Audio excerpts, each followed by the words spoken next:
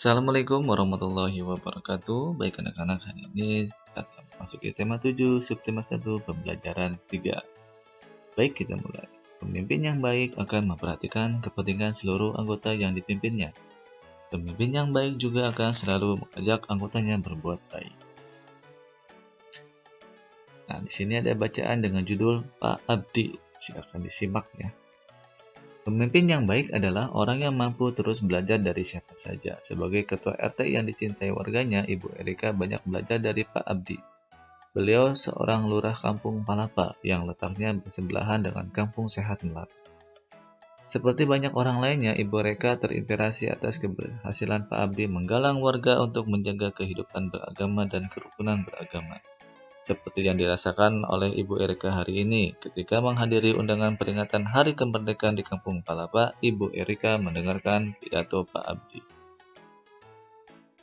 Warga Kampung Palapa, sudah lebih dari 68 tahun negara kita berdiri mandiri, merdeka dari penjajah. Setiap tahun kita berkumpul merayakannya, bukan tanpa tujuan.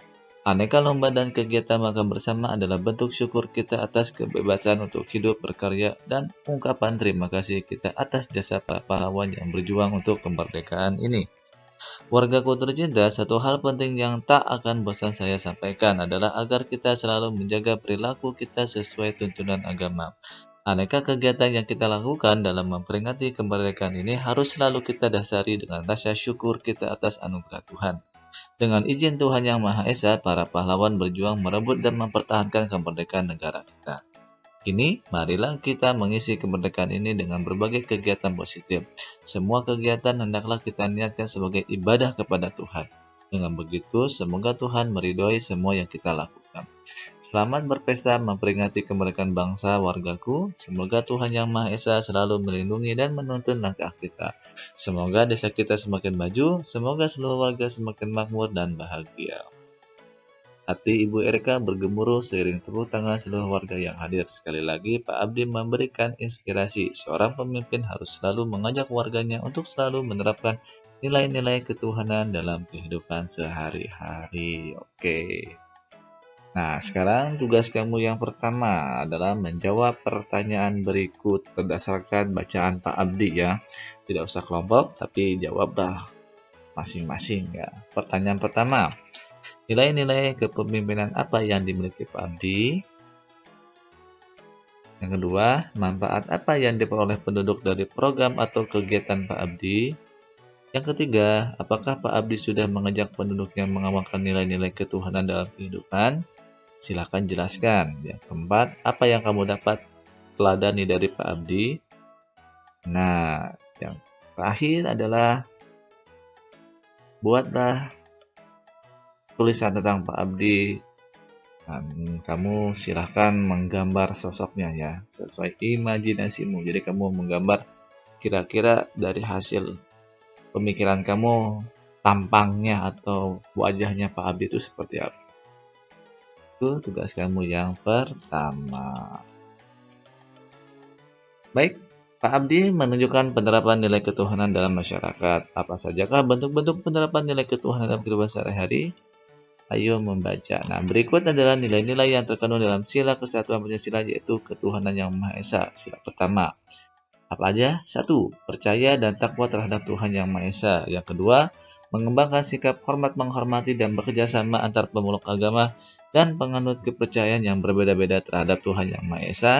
Yang ketiga, membina kerukunan hidup di antara sesama umat beragama dan kepercayaan terhadap Tuhan Yang Maha Esa. Yang keempat, agama dan kepercayaan terhadap Tuhan Yang Maha Esa adalah masalah yang menyangkut hubungan pribadi manusia dengan Tuhan Yang Maha Esa. Yang kelima, mengembangkan sikap saling menghormati kebebasan menjalankan ibadah sesuai agama dan kepercayaannya masing-masing.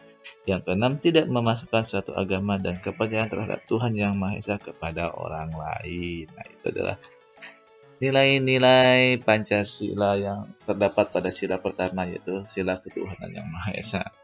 Nah, tugas kamu yang kedua adalah identifikasi nilai-nilai ketuhanan dalam kehidupan sehari-hari. Kira-kira nilai-nilai mana nih selain yang di sana ya, yang di atas yang sudah terlaksana dalam kehidupan kita sehari-hari. Nah, yang kedua, tuliskan juga pendapatmu mengenai pelaksanaan kehidupan beragama. Kamu juga tuliskan pendapat kamu tentang pelaksanaan kehidupan beragama di lingkungan apakah berjalan baik? Jika berjalan baik, apa alasannya? Apa penyebabnya? Silakan kamu jelaskan. Ya, tidak usah diperkasihkan, kamu tulis saja di kertas lembar. Itu untuk tugas kamu yang kedua. Baik, kita lanjut. Negara kita menjunjung penerapan nilai-nilai ketuhanan. Bagaimana hubungan kita dengan negara lain? Negara kita berperan aktif dalam kerjasama antar negara, misalnya dengan negara-negara ASEAN. Nah, silakan mengamati. Perhatikan gambar peta-peta negara Asia Tenggara di bawah ini. Nah, ini adalah peta Asia Tenggara, nama negara, beserta benderanya. Oke, sudah diperhatikan? Oke, kita lanjut. Nah, silakan untuk tugas yang ketiga. Menjawab pertanyaan, silakan kamu mencari di Google ya, atau kamu mencari di buku-buku di rumah kamu jika ada, untuk mendukung menjawab pertanyaan yang berada di tugas yang ketiga ini. Ya, pertanyaan pertama, negara apa saja yang termasuk dalam wilayah Asia Tenggara? Nah, itu sudah ada di atas ya.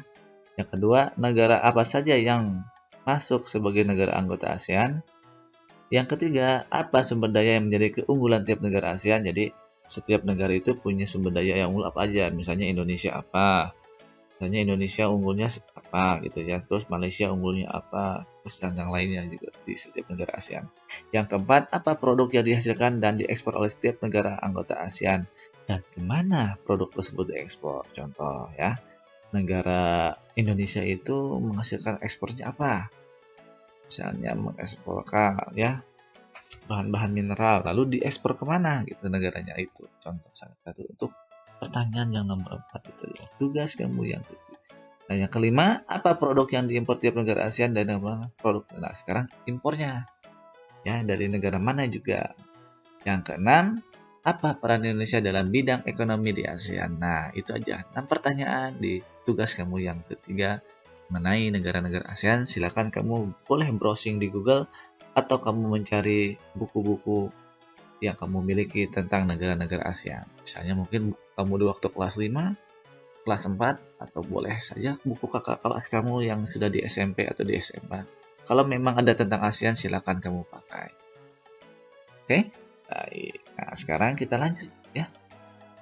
Nah, pada pembelajaran 1 dan 2 kamu telah membaca teks pidato. Nah, pada bacaan Pak Abdi yang tadi telah Bapak bacakan ini, di situ juga ada teks pidatonya. Nah, untuk tugas keseluruhan teks pidato hal yang sama, yaitu harus membuat ada hal-hal berikut seperti di teks pidato itu ada satu salam pembuka. Apa isinya? Seperti ada salam selamat pagi, selamat siang, selamat malam, atau misalnya boleh juga assalamualaikum warahmatullahi wabarakatuh. Itu masuk ke dalam salam pembuka. Yang kedua, hal-hal yang kedua adalah pendahuluan. Nah, pendahuluan itu adalah memaparkan topik permasalahan yang akan dibahas. Kira-kira misalnya membahas tentang apa? Nah, di dalam pendahuluan itu dimasukkan, dibicarakan.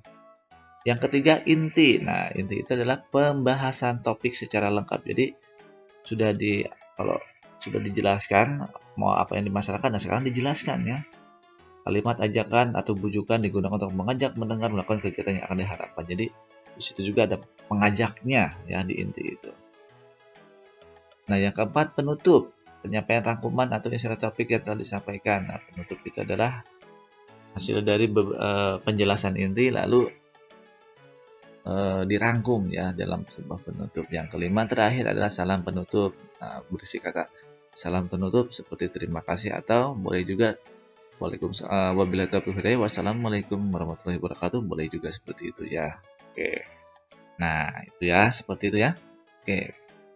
Sekarang tugas kamu yang ke akhir adalah identifikasi unsur-unsur pokok pidato pada bacaan Pak Abdi. Nah, tadi pada bacaan Pak Abdi itu ada pidatonya. Sekarang kamu tuliskan unsur-unsurnya seperti salam pembukanya mana, pendahuluannya mana, intinya mana, penutupnya mana, dan salam penutupnya mana yang ada di pidato Pak Abdi tersebut ya. Salam pembukanya apa tuh ya, jadi kamu tulis di situ. Jadi silakan kamu cek lagi untuk bacaan Pak Abdi atau kamu putar balik tadi yang setelah Bapak bacakan untuk mengisi tugas terakhir kamu di pembelajaran ketiga ini. Oke.